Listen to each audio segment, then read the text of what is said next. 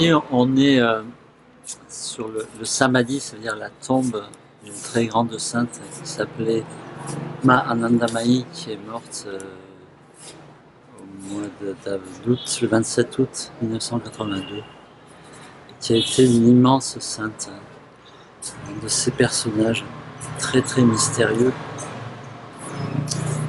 qui, depuis l'enfance, vivait dans un état inconnu, un état mystérieux, un état d'extase.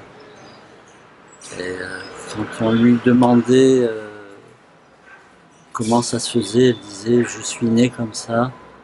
Et quand on lui demandait quelle est la raison de votre venue ici, parfois elle disait ça fait des années que vous demandez à ce que je vienne, et quand je suis là, vous me demandez pourquoi je suis venue. Et elle a été une des très très grandes saintes de ce siècle, du siècle passé, avec des millions et des millions de gens qui la suivaient.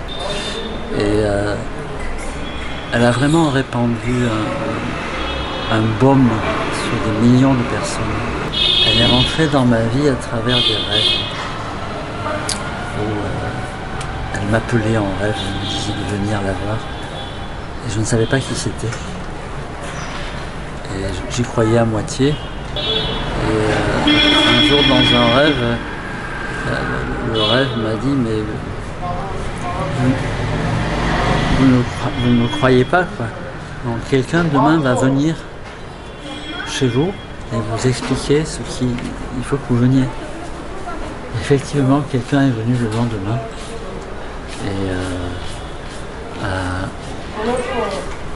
sans que je lui dise rien, il est arrivé avec un livre de Ma Anandamayi. Elle m'a montré, et il y avait les photos, c'était les visages de cette femme.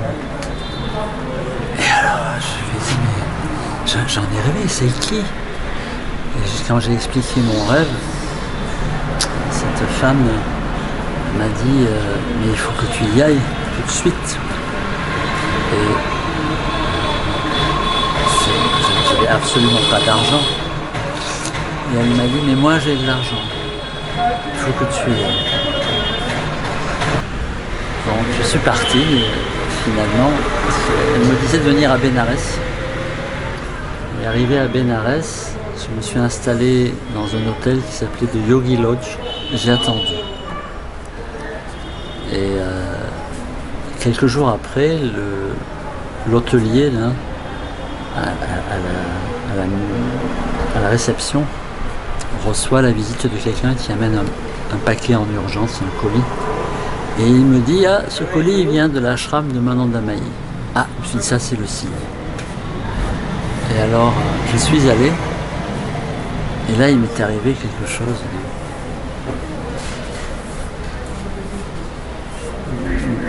d'inimaginable en fait. Je suis arrivé dans la rue, et c'était la rue de mon rêve, que j'avais fait plusieurs mois auparavant, avec les mêmes personnes. Je me souviens, il y avait une vache. C'était la même scène. C'était vraiment un événement extraordinaire. Et puis, c'était l'heure de l'arati, de la cérémonie du soir. Finalement, elle n'était pas là. Et il y avait quelqu'un qui était en charge. Et je lui dis, il faut absolument que je la voie. Je lui dis, mais elle n'est pas là. Ah, je dis, mais attendez, j'ai fait un rêve et tout ça. Il me dit, oh, écoutez, il y en a plein qui ont fait des rêves, qui viennent me dire la même chose. Alors, il me dit, elle est au Bihar, un petit village qui s'appelle Namisharani. J'ai pris le train le soir même pour y aller. En 3e classe, je me souviens, très serré, vraiment fou. Arrivé à Namisharani, il y avait une foule qui l'attendait. Et à ce moment-là, quelqu'un est venu vers moi et il m'a dit, elle est malade, elle apparaît sur le toit de sa maison le soir à 5 h et on ne peut pas la voir.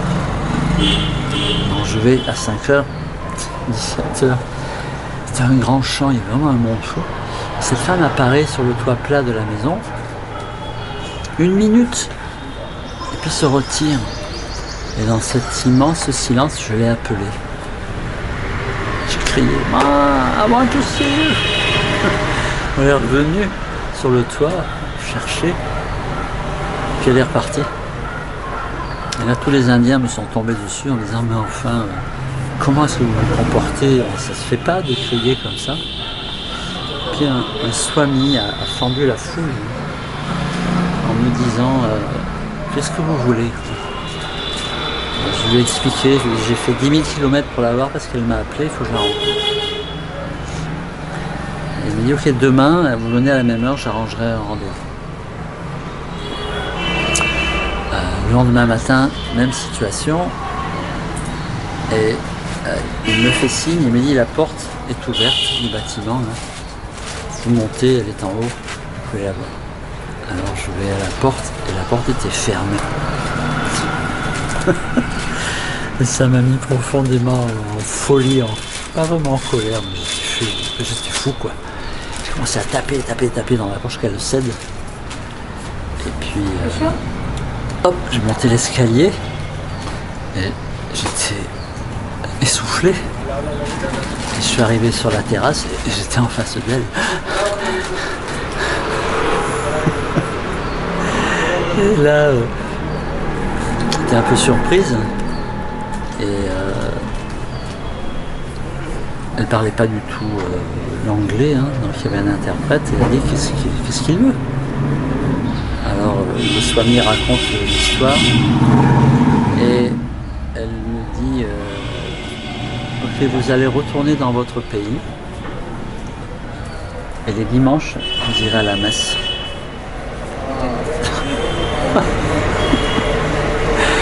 Alors je suis tombé des nues.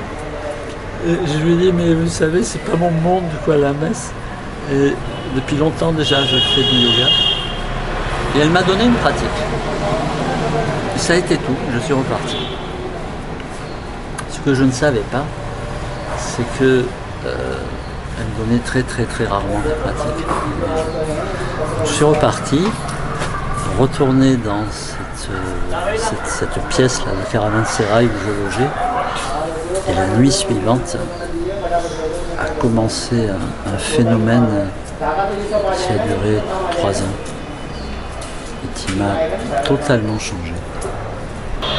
Et elle venait souvent me rendre visite à Aix-en-Provence, dans ma chambre, en vision. J'avais beaucoup de rapports sous forme de vision avec elle. Jusqu'à ce qu'un jour, c'était un soir,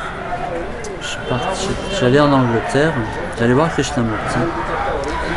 Et j'avais une voiture.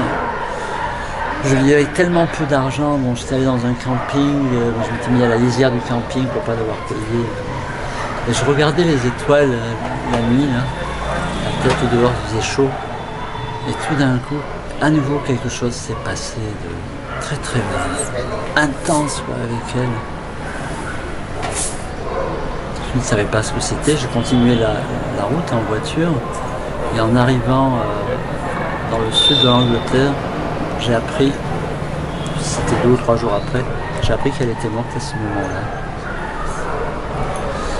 Et le rapport s'est maintenu pendant encore quelques années, ce rapport de vision et d'enseignement, parce qu'elle m'enseignait la nuit. Et notamment, elle m'enseignait les aspects les plus profonds du Nidra. Et ça se passait en rêve. Et puis un jour, les visions ont diminué, ça s'est arrêté. Et